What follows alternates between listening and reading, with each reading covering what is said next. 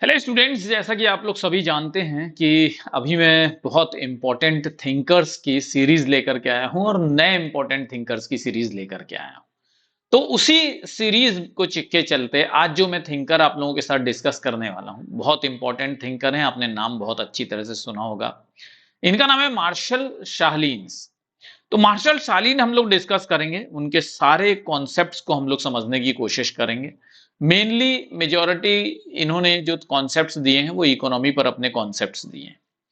और इकोनॉमी के बारे में ये कहते हैं कि इकोनॉमी क्या है, हमारे हर एक रिलेशनशिप में एम्बेडेड है।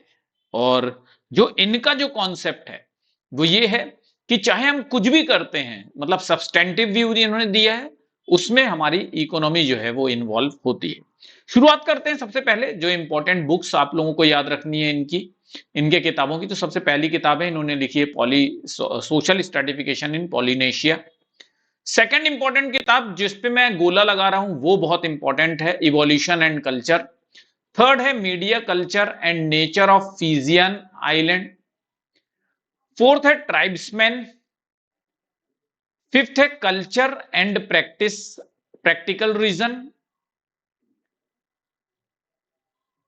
जो नेक्स्ट इंपॉर्टेंट किताब मुझे दिख रही है वो है culture in practice, waiting for Foucault, very important, and what kinship is. तो ये सारी किताबें जो हैं वो बहुत इंपॉर्टेंट किताबें हैं। बाकी की भी किताबें मैंने आप लोगों के सामने लेकर के दे दी है, तो एक बार इसको गो थ्रू कर लीजिएगा। लेकिन जिस पर मैंने गोला लगाया उस किताब को आपको थोड़ा ज्यादा अच्छे तरह से ध्यान दीजिएगा, उसको याद कर लीजिएगा। ठीक, सबसे पहला कॉन्सेप्ट वही है कि थ्योरीज ऑफ इकोनॉमिक एंथ्रोपोलॉजी। तो सालिन्स क्या कहते हैं? Sahlins was the supporter of substantivist economic anthropology. ये क्या है? सब्सटेंटिविस्ट। ठीक, ठोस, व्यक्तिपरक, मूलवादी आर्थिक मानव शास्त्र से जुड़े हुए थे। इसका मतलब क्या होता है? What is the meaning of substantivist economic anthropology? तो जो सब्सटेंटिविस्ट होते हैं वो कल्चर को, नॉर्म्स को, वैल्यूज को ज्यादा इंपॉर्टेंस देते हैं इकोनॉमिक सिस्टम के अंदर भी। जैसे अगर हम लोग कार्ल मार्क्स को देखेंगे या किसी और थिंकर्स को देखेंगे तो वो इकोनॉमी, जैसे टैलकट पार्सन भी है, वो इकोनॉमी को अलग रखते हैं कि इकोनॉमी एक अलग चीज है। लेकिन यहां पर जो सब्सटेंटिविस्ट होते हैं वो ये नहीं मानते कि कोई चीज एक दूसरे से अलग है, बल्कि ये कहते हैं कि एक दूसरे से इंटरकनेक्टेड है, बल्कि एम्बेडेड है इकोनॉमी हर चीज में। ये कहते हैं economic system are shaped by, economy does not determine human life, but human culture, human values, human norms determine what? Economic system of the society. He says that economic systems are shaped by, बहुत important बात है, यानी ये cultural determinist है, ये economic determinist नहीं है। याद रखिएगा बात को। ये कहते हैं economic system are shaped by cultural definition of need and desire, not just material scarcity. मतलब एक भौतिक जरूरत की वजह से नहीं, कल्चरल जरूरत, कल्चरल डिजायर के कारण इकोनॉमिक सिस्टम डेवलप होता है और इकोनॉमिक सिस्टम जो है रूल होता है, इकोनॉमिक सिस्टम जो है कंट्रोल होता है। His theory of economics are deeply tied to his anthropological perspective which places culture at the centre of human behaviour and decision making. जिस तरह की हमारी संस्कृति होती है उसी तरह की हमारी आर्थिक व्यवस्था होती है। बस सिंपल एक शब्द में अगर हम समझें तो मार्शल एम शालीन्स ये बताते हैं। ठीक है, तो इन्होंने मूलवादी आर्थिक मानव शास्त्र के ये समर्थक रहे हैं। ये कहते हैं कि आर्थिक प्रणाली में जो बदलाव आते हैं या आर्थिक प्रणाली जो समाज ने बनाई है वो भौतिक कमी के कारण नहीं बनाई, बल्कि जो सांस्कृतिक आवश्यकता है, सांस्कृतिक इच्छा है, उसके द्वारा आकार मिलती है हमारे आर्थिक व्यवस्था को। उनका जो अर्थशास्त्र का सिद्धांत है, ठीक, वो क्या कहते हैं? वो सांस्कृतिक संस्कृति के मानव व्यवहार और निर्णय लेने को केंद्र में रखते हैं, यानी संस्कृति निर्धारित करती है आर्थिक व्यवहार को। ये मार्शल एम शालीन्स कहते हैं। नेक्स्ट है cultural model of economic exchange. अब आप लोगों को बहुत अच्छी तरह से समझ में आ गया कि जो भी बात ये कहते हैं ना उसमें ये संस्कृति को केंद्र में रखते हैं। In his study of exchange system, Shaleen explored how societies construct and understand wealth. विनिमय प्रणाली में उन शालीन ने यह बताया है कि अलग अलग जो समाज हैं वो धन के बारे में, संपत्ति के बारे में किस तरह से समझ रखते हैं, क्या सोचते हैं। ठीक, तो इन्होंने, अभी मैं आपको बताऊंगा, इन्होंने एफ्लुएंट सोसाइटी का भी कॉन्सेप्ट दिया है, ओरिजिनल एफ्लुएंट सोसाइटी। उसमें ये बताते हैं कि गरीब लोग, यही बात है यहां पर, कि गरीब लोग जो है वो वेल्थ के बारे में किस तरह का नजरिया रखते हैं। ठीक, social relations, the way that social relations rather than material goods are at the heart of exchange processes. ठीक, एक उदाहरण से मैं आप लोगों को यह बात समझाऊंगा। ये कहते हैं कि भौतिक वस्तुओं की वजह से नहीं होता है विनिमय, बल्कि सामाजिक संबंध की वजह से विनिमय प्रक्रिया होती है। ट्रोब्रियन आइलैंडर्स आपने देखा होगा, जो बी मेलिनोस्की ने पैसिफिक आइलैंड पे रहने वाले, जो ट्रोब्रियन आइलैंड्स पर रहने वाले जो इंडिजिनस पीपल थे, उनका अध्ययन किया था। वहां पे उन्होंने कुलरिंग ऑफ एक्सचेंज दिया था। ठीक है, याद है, दो तरह की चीजों, स्वाली और मुआली। ठीक, इसका ये लोग एक्सचेंज किया करते थे, लेकिन स्वाली और मुआली का कोई मार्केट वैल्यू नहीं हुआ करता था, याद है। तो जो ट्रोब्रियन आइलैंडर्स होते हैं वो केवल अपने ही लोगों के साथ, और जो उन्हें स्वाली या मुआली गिफ्ट करता है उन्हीं के साथ ट्रेड करते हैं। यानी उनके लिए ट्रेड इंपॉर्टेंट नहीं है, इकोनॉमी इंपॉर्टेंट नहीं है, उनके लिए क्या इंपॉर्टेंट है, वो कल्चरल वैल्यू ज्यादा इंपॉर्टेंट है। वही बात ये यहां पर कह रहे हैं कि material goods does not determine the exchange system, but what determines the exchange system for Marshall M Sahlins? The social relations, the cultural aspects determines the exchange process. He examined the importance of kinship, the importance of prestige, status and reciprocity in shaping economic transaction in traditional societies. ये पारंपरिक समाज जो था, जो traditional society था, उसमें kinship, Prestige, reciprocity, ये कहते हैं कि इकोनॉमिक ट्रांजैक्शन को शेप करती है। यानी स्टेटस देखा जाता है सामने वाले को, और उससे जब हमें कोई चीज लेनी है, हम स्टेटस देख करके किसी से कोई सामान लेते हैं। ऐसे किसी रास्ते चलते गरीब इंसान से नहीं ले सकते। यानी अपने, कई लोग होते हैं ना, बोलते हैं कि अरे जाओ यहां से, तुम हमको हीरा भी दोगे तो हम तुमसे नहीं लेंगे। ठीक है, तो क्यों बोलते हैं ऐसा? क्योंकि वो प्रेस्टीज को, किनशिप को, रेसिप्रोसिटी को ज्यादा इंपॉर्टेंस देते हैं। ठीक है, उन्होंने पारंपरिक समाजों में आर्थिक लेन देन को आकार देने में रिश्तेदारी की भूमिका, प्रतिष्ठा की भूमिका और पारस्परिकता की भूमिका को महत्व दिया है। ठीक है, इसको क्या कहते हैं? Cultural model of economic exchange. Students, foundation batch हमारा चालू हो गया, अभी क्लास पूरी बाकी है। जून 2025 में अगर आप तैयारी करना चाहते हैं, जेआरएफ लाना चाहते हैं, तो ये आपके लिए बहुत अच्छा मौका हो सकता है।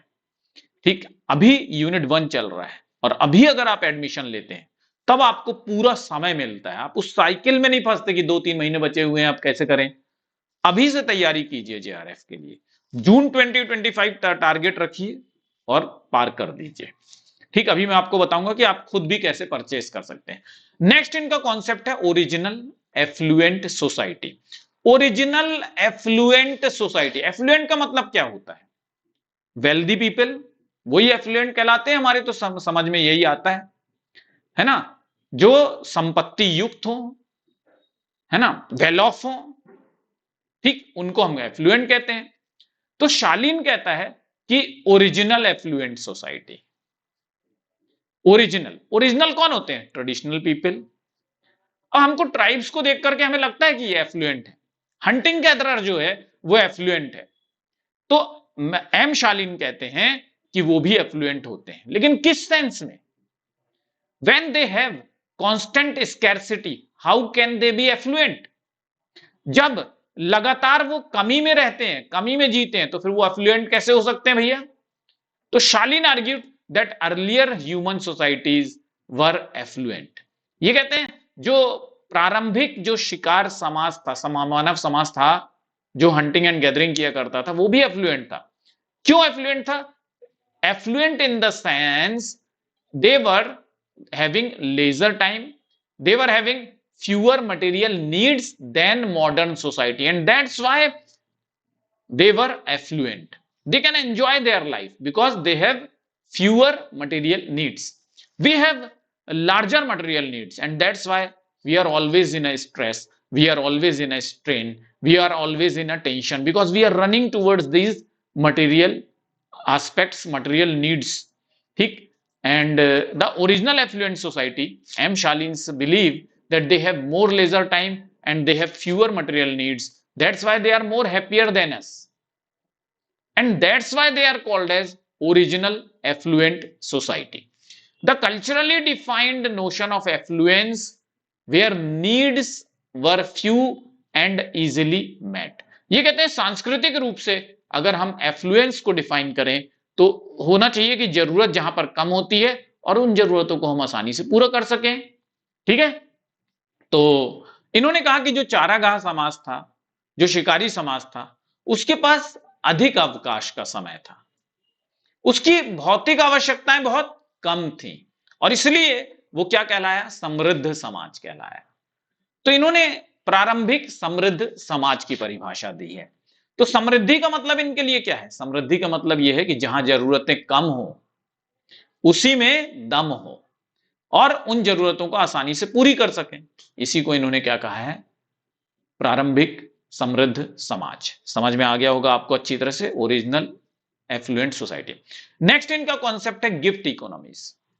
तो अभी मैंने कूलर इंक का एक्सचेंज का आपको उदाहरण दिया, वही उनकी गिफ्ट इकोनॉमी थी। ठीक है, in his work exchange and economies, Sahlins explored how gift economies function in non market societies, notably in his book stone age economics, जो इन्होंने लिखी थी 1972 में। तो विनिमय और अर्थशास्त्र के अपने काम में शालीन ने पता लगाया कि जो गैर बाजार समाज थे उसमें उपहार अर्थव्यवस्थाएं कैसे काम करती थी। आपने देखा है ट्रोब्लियन आइलैंडर्स में भी उपहार अर्थव्यवस्था कैसे काम करती। अगर आप उपहार नहीं लेकर जाएंगे किसी के पास तो वो आपके साथ ट्रेड नहीं करेगा, चाहे फिर आप कुछ भी लेकर के आए। जब आप उपहार लेकर जाएंगे तभी वो आपके साथ ट्रेड करेगा, because social relations are more important than material aspects. वहां पे कल्चरल एस्पेक्ट ज्यादा जरूरी हो जाते हैं, मटेरियल एस्पेक्ट जो है वो उनको इंपॉर्टेंस नहीं देते वो लोग। He examined how people in various cultures engaged in reciprocal exchange as a means of building social relation rather than simply maximizing material wealth. वो लोग material wealth के maximization पर ध्यान नहीं देते, building social relations पर ध्यान देते हैं, सामाजिक संबंध बनाने में ज्यादा जोर देते हैं। भौतिक संपदा को अधिकतम करके क्या कर लोगे, ठीक, वो इस भौतिक संपदा का अधिकतमकरण पर ध्यान नहीं देते। उनके लिए सामाजिक संबंध बनाना ही जो है इंपॉर्टेंट होता है। इसीलिए गिफ्ट इकोनॉमी इन्होंने कॉन्सेप्ट दिया। The exchange of gift in such societies plays very important, in fact central role in social cohesion. ठीक, culturally structured are not about maximising individuals. वो फायदे की वहां पर विनिमय नहीं होता है, एक्सचेंज जो है वो प्रॉफिट के लिए नहीं होता है, बल्कि बिल्डिंग सोशल रिलेशंस के लिए होता है। उसी को हम गिफ्ट इकोनॉमीज कहते हैं, मार्शल एम शालीन ने बताया। मार्शल एम शालीन कहते हैं कि ऐसे बहुत सारे समाज हैं जहां पे उपहारों का आदान प्रदान ही होता है और ये उपहारों का जो आदान प्रदान होता है वो केंद्रीय भूमिका निभाते हैं उस समाज में। ये आर्थिक लेन देन नहीं होता है, ये सांस्कृतिक रूप से संरचित होता है और व्यक्ति लाभ को अधिकतम नहीं करता है, यहाँ पे सामाजिक संबंध को अधिकतम करता है, सामाजिक संबंधों को ऊपर रखता है, लाभ को नीचे रखता है। ठीक है, इसको इन्होंने गिफ्ट इकोनॉमी कहा है। फिर इनका स्ट्रक्चरलिज्म का भी कॉन्सेप्ट इन्होंने दिया है, लेकिन इनका स्ट्रक्चरलिज्म का कॉन्सेप्ट जो है वो लेवी स्ट्रॉस की तरह नहीं है। संरचनावाद जो इनका है वो लेवी स्ट्रॉस से अलग है। क्या अलग है, तो ये कहते हैं कि in order to understand deep cultural logics we have to understand the symbolic structures, people's practices, social relations. ठीक, तो ये कहते हैं स्ट्रक्चरलिज्म क्या है, इफ अगर हमें गहराई से सांस्कृतिक समझ, गहरे सांस्कृतिक तर्क और प्रतीकात्मक संरचनाओं को समझने के बाद ही हम क्या करते हैं, हम किसी सामाजिक व्यवस्था को समझ सकते हैं। ये इनका स्ट्रक्चरलिज्म था। ठीक है स्टूडेंट्स, तो एम शालीन का कॉन्सेप्ट जो है वो मैंने आप लोगों को बहुत अच्छी तरह से समझाने की कोशिश की और मुझे पूरी उम्मीद है कि आप लोगों को अच्छी तरह से समझ में आ भी गया होगा। तो स्टूडेंट्स, मैं आप लोगों को बता देता हूं कि बैच आप कैसे ले सकते हैं और मास्टर क्लासेस जो होती हैं वो बहुत इंपॉर्टेंट होती हैं। तो ये याद रख लीजिए कि मास्टर क्लासेस जो है आपको हर रोज देखनी ही देखनी है, क्योंकि वहां पर मैं टॉपिक वाइज एमसीक्यूज लेकर के आता हूं। और आजकल टॉपिक वाइज एमसीक्यूज से जो मैं करा रहा हूं आप लोगों को, उससे बहुत सारे क्वेश्चंस लगातार पूछे जाते हैं। तो गूगल पर चलते हैं सीधे डायरेक्टली, और मैं आप लोगों को बता देता हूं कि कैसे आप बैच ले सकते हैं अगर आपको बैच लेना है तो। और अगर आप बैच नहीं लेना चाहते हैं तो मास्टर क्लास या फ्री क्लासेस आप कैसे कवर कर सकते हैं। ऐप पर जाकर के सबसे पहले आपको ऐप डाउनलोड करना होता है। लेकिन यहां पर मैं आपको बता देता हूं कि आप कोई भी यूट्यूब पर मेरा वीडियो अगर आप देख रहे होंगे, तो यूट्यूब पर सबसे पहले मेरा वीडियो कोई देख लीजिए, या टेक्स्ट बुक की कोई भी जो वीडियो अपलोड किया गया हो वो आप देख सकते हैं। तो इसको, ये जो वीडियो है इसमें आप डिस्क्रिप्शन बॉक्स में जाएंगे ना, नीचे यहां पर देखिए मोर लिखा है, ये मोर लिखा हुआ है। इस डिस्क्रिप्शन बॉक्स पर जाकर के स्टूडेंट्स, अगर आपकी कोई क्वेरी है तो यहां पर देखिए बूस्टर कोर्स का फॉर्म लगा हुआ है, तो इसको क्लिक करेंगे, आप गूगल फॉर्म पर पहुंच जाएंगे और अपनी क्वेरी जो है वहां पर डाल दीजिए, आपको जरूर से आंसर मिल जाएगा। ठीक। और यहां पर देखिए आपको कोई ऑफर चल रहा है, डिस्काउंट चल रहा है, तो यहां पे आपको मिल जाएगा। अगर आप हमारा कोड लगाते हैं MANOJ, तो आपको कोर्स मिल सकता है डिस्काउंट में। डाउनलोड करना है टेक्स्ट बुक ऐप, तो यहां पर लिंक दी हुई है, इसको आप डाउनलोड कर सकते हैं। मैं आप लोगों को बता देता हूं कि आप कैसे इसको क्लिक कर लेते हैं। डायरेक्टली ये आपको लिंक पर ले चलेगा टेक्स्ट बुक के। ठीक है, देखिए यहां पर आप अप्लाई कूपन करते हैं, तो ये गेट यूजीसी इसको हटा दीजिए और यहां पर MANOJ लगा दीजिए और इसको अप्लाई कर दीजिए। तो आपकी जो फीस है वो डिस्काउंटेड हो जाती है। अभी जो फीस चल रही है वो आप देख सकते हैं कि जून 2025 के लिए आपको 10,000 रुपए में आपको कोर्स मिल जा रहा है, जो कि पहले 17,000 का था। कूपन लगने के बाद ये 10,000 का हो गया। लेकिन अगर आप दिसंबर 2024 के लिए ही तैयारी करना चाह रहे हैं तो ये है 4,999 में। और इसमें भी अगर आप कूपन लगाते हैं तो इसमें कूपन अभी अप्लाई नहीं हो रहा है, एप्लीकेबल नहीं है, तो 5,000 रुपए में आपको ये क्लासेस मिल जाती हैं। और यहीं से ठीक आप वेरियस एग्जाम्स पे, आप टीचिंग एग्जाम्स क्लिक करके और फ्री रिसोर्सेज पे भी आप चले जाते हैं, तो भी आपको जो है सेशन मिल जाता है। जैसे टीचिंग एग्जाम है, यहां से आपको यूजीसी नेट में जाना है, ये यूजीसी नेट है, तो यूजीसी नेट कैटेगरी में आप चले गए और लाइव फ्री रिसोर्सेज में जाइए, आप मोर में चले जाइए। ये देखिए ये फ्री लाइव क्लासेस हैं। तो जो मास्टर क्लास आज मेरी हुई है उसको देख लेते हैं कि कहां पर मिल रही है। ये देखिए आप ऐसे स्क्रॉल कर लीजिए इसको, पहले तो टीचिंग एग्जाम पे चले जाइए, टीचिंग एग्जाम, ठीक है, लाइव फ्री रिसोर्सेज में टीचिंग एग्जाम पे चले जाइए, वहां यूजीसी नेट में चले जाइएगा। यस, इसको स्क्रॉल कर लीजिए और ये देखिए ये 4 बजे जो क्लास हुई थी ये, ठीक। तो ये अपकमिंग क्लासेस हैं और ये पास्ट क्लास में आप चले जाएंगे तो ये आपकी क्लासेस हैं, इस पे आप क्लिक करेंगे तो आप डायरेक्टली आपको क्लास ओपन हो जाएगी। ये फॉर्मेलिटीज हैं, ये फॉर्मेलिटी पे कर दीजिएगा, मतलब भर दीजिएगा फॉर्म, जो भी चीजें भरनी है, मोबाइल नंबर वगैरह भर दीजिएगा, आपको क्लासेस दिखने लग जाएंगे। ठीक है, तो मैं समझता हूं आपको मैंने काफी डिटेल में ये चीज समझा दी है। Thank you very much, all the best, bye bye.